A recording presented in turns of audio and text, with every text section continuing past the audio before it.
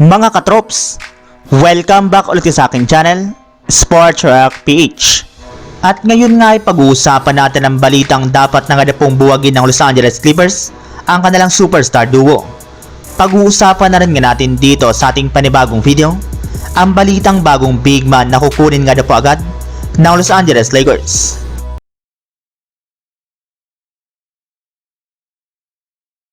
Pagkatapos nga po mga katrops ng halos 5 taon mula nang mabuo ang tandem ni Kawhi Leonard at Paul George sa Los Angeles Clippers, ay wala pa rin naman nga po silang nagagawang maganda sa NBA matapos maaga na naman silang nalaglag sa playoff sa pagkatalo ulit nga po nila sa first round laban sa Dallas Mavericks.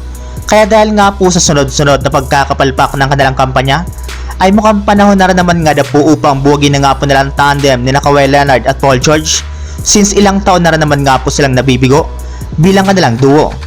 Halos magkakapareho rin naman nga po ang kanilang pagbagsak at iyan nga po ang parating pagtatamo ng injury ng kanilang mga superstar bago at habang naglalaro sila sa playoffs.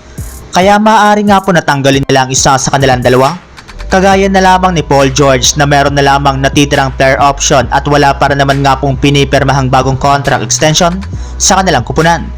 At posible nga po natanggihan niya ito ngayon upang maging isa na lamang nga po siyang ganap na restricted free agent, kung saan makakapili na nga po siya ng bagong team na kanyang sunod na paglalaroan. Kaya upang maiwasan nga po ito ay maaari nga pong gamitin na lamang nga po nila ito bilang trade asset upang makakuha ng mas magagaling na manlalaro sa trade market.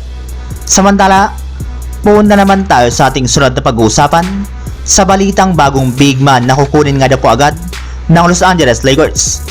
Napatunayan na nga po mga katrops ng Minnesota Timberwolves na gamit nga po ang mas malalaking manlalaro ay kaya nga po nilang talunin ang Denver Nuggets at pahirapan ang isang Nikola Jokic.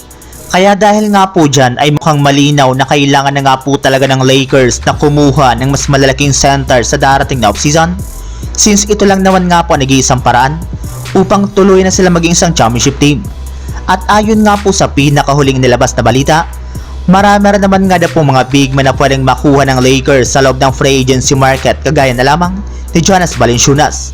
Pero bukod nga po sa kanya mga katrops, ay balak para naman nga po ngayong kunin ng Lakers ang kanilang dating center na si Dwight Howard, na hanggang ngayon ay nagmamakaawa para naman nga po upang makabalik sa kanilang kupunan.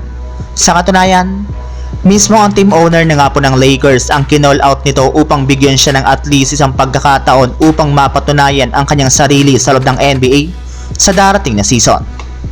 So yun lang mga katrops, ang handog kong story ngayong araw. Sana nag-enjoy kayo, please like and subscribe my YouTube channel, Sports React PH, para sa iba pang story at update patungkol sa NBA. Kita-kits muli sa ating susunod na video.